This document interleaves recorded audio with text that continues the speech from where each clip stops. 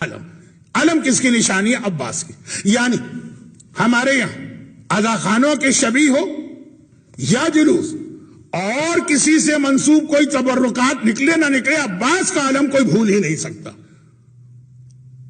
یہ جزء لا ینفک ہے، یہ لازمی حصہ ہے ہماری اذا کا، عباس کا علم.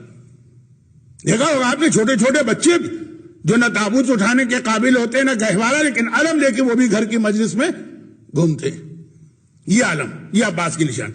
بس اسی طرح جو جملہ میں کہنا جا رہا ہوں، اور بڑا سخت جملہ ہو جائے گا، اتنا سخت بھی نہیں ہوگا. ہر گھر میں، ہر مجلس میں، ہر اذا خانے میں، ہر جلوس میں عباس کا علم لازم ہے. یہ عباس کی نشانی. اسی طرح ایک نشانی سجاد کی لازم. میں ہتھ کڑی بیڑی کی بات نہیں کر رہا ہوں، اس کا رواج بہت کم ہے ہماری قوم میں، اور صرف چند لوگوں میں ہے، وہ بھی بہت مختصر عرصے کے لیے. عباس کی ایک نشانی ہے، سجاد کی ایک نشانی. اس دنیا میں پہلی شخصیت جس نے خاک شفا سے مہر بنا کے نماز میں رکھنا شروع کی، کوئی مسجد ہو، کوئی امام باڑہ ہو، کسی مومن کا گھر، چاہے وہ نماز نہ بھی پڑھتا، مسلط ہوگا نا جس کے اندر ایک مہر ہوگی. یہ کس کی نشانی؟ یہ کس کی طرف سے تبرک ہم کو ملا؟ عباس کی طرف سے علم ملا، سجاد کی طرف سے سجدگاہ ملی. دو چیزیں. سجاد اس دنیا کا پہلا انسان جس نے کربلا کی مٹی خاک شفا سے سجدگاہ بنائی. آج ہم کربلا کی مٹی والی سجدگاہ نہ بھی استعمال کریں، عام مٹی والی سجدگاہ وہ شبیہ. جیسے آج ہم کربلا میں جو عباس علم لے کے گئے تھے وہ استعمال نہیں کرتے، عام علم ہوتا، لیکن شبیہ اس کی ہے نا. اور دوسری چیز خاک شفا کی تسبیح. یہ جو تسبیح ہمارے یہاں کہ تقریباً ہر گھر میں، حتیٰ جہاں نماز نہیں ہوتی ہے، وہ بہت ہی کم گھر چھوڑے وہاں تو اذا بھی نہیں ہوتی، وہ جو بہت ہی الٹرا ماڈ قسم کے لوگ جو اب بہت کم رہ گئے. لیکن تسبیح یقیناً پہلی تسبیح شہزادی فاطمہ نے بنائی تھی اپنے دادا حضرت حمزہ کی قبر کی مٹی لے کے، دانے بنائے تھے.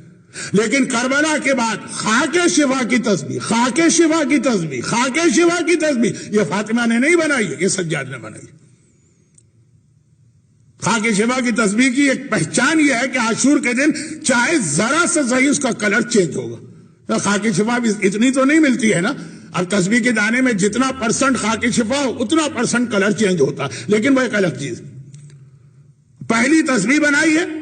سجدگاہ تو سجاد کب رکھتے ہیں؟ جب نماز کا وقت ہو. تسبیح ہر وقت ہاتھ میں ہوتی ہے. حتیٰ یہاں تک کا جملہ کہ کسی نے کہا مولا آپ تو اس سے باتیں کر رہے ہیں، اس سے باتیں کر رہے ہیں، تسبیح ہاتھ میں اور دانے گھما رہے ہیں. بہت سے لوگ اس کا مذاق اڑاتے ہیں. ہاں پلاسٹک کی تسبیح ہو یا کوئی اور تسبیح تو ٹھیک ہے، لیکن بہت سے لوگ کہتے ہیں جی وہ دیکھیں وہ فلاں صاحب وہ خالی وہ عادت ہے ان کی تسبیح. نہیں، عادت نہیں ہے، عبادت ہے. امام نے فرمایا خاک شفا کی تسبیح کی خاصیت یہ ہے کہ جب تمہارے ہاتھ پہ ہو، چاہے تم کچھ پڑھو کہ نہ پڑھو، اس کے دانے ذکر خدا کر رہے ہوتے ہیں. اور اسی لیے ہمارے بہت سارے مجتہدین، میں آغا سیستانی کا نام نہیں لیتا، آغا خامنہ کا نام نہیں لیتا، بہت سارے مجتہدین کا ایک فتویٰ سن لیجیے، آپ کو عجیب لگے گا. وہ کہتے ہیں کہ اگر آپ کے پاس خاک شفا کی تسبیح اور آپ نے زبان سے اللہ اکبر کہا، مگر اتنی دیر میں 3 دانے اس تسبیح کے گھوم گئے، ہاتھ کی حرکت تیز ہے، زبان سے اللہ اکبر 3 کاؤنٹ ہو جائیں گے. یہ ایک ہاتھ نے پڑھا، 2 تسبیح کے دانوں نے پڑھا. یہ باقاعدہ ایک فقہی مسئلہ ہے کتابوں میں، میں اپنے مرجع کی بات نہیں کر رہا ہوں، لیکن آپ کو بتا رہا ہوں کہ جس طرح سے کوئی اذا، کوئی مجلس عباس کے علم کے بغیر نہیں ہے، اسی طرح سے کسی کا گھر سجاد کی شبیہ تسبیح اور سجدگاہ کے بغیر نہیں.